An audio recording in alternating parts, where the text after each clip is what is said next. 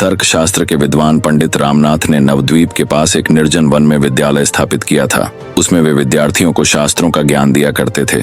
उस समय कृष्णनगर में महाराज शिवचंद्र का शासन था। महाराज नीति कुशल होने के साथ विद्यानुरागी भी थे। उन्होंने पंडित रामनाथ की चर्चा सुनी। उन्हें यह जानकर दुख हुआ कि ऐसा महान विद्वान गरीबी में दिन काट रहा है। महाराज स्वयं वहां गए। राजा ने उनसे पूछा, पंडित प्रवर, मैं आपकी क्या मदद करूं? पंडित जी ने कहा, राजन, भगवत कृपा ने मेरे सारे अभाव मिटा दिए हैं। अब मैं पूर्ण हूँ। राजा कहने लगे, मैं घर खर्च के बारे में पूछ रहा हूँ। पंडित जी बोले, घर के खर्चों के बारे में गृह स्वामिनी मुझसे अधिक जानती हैं। यदि आपको कुछ पूछना हो तो उनसे पूछ लें।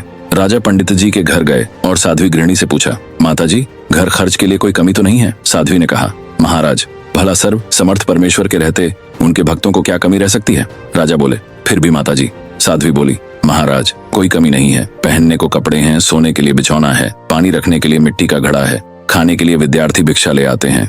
भला इससे अधिक की जरूरत भी क्या है? राजा ने आग्रह किया, देवी, हम चाहते हैं कि आपको कुछ गांवों की जागीर प्रदान करें। इससे होने वाली आय से गुरुकुल भी ठीक तरह से चल सकेगा और आपके जीवन में भी कोई अभाव नहीं होगा। उत्तर में वृद्धा ब्राह्मणी मुस्कुराई और कहने लगी, प्रत्येक मनुष्य को परमात्मा ने जीवन रूपी जागीर पहले से ही दे रखी है। जो जीवन की इस जागीर को संभालना सीख जाता है, उसे फिर किसी चीज का कोई अभाव नहीं रह सकता। राजा निरुत्तर हो गए। निष्कर्ष, हमें सादा जीवन उच्च विचार रखते हुए जीवन यापन करना चाहिए।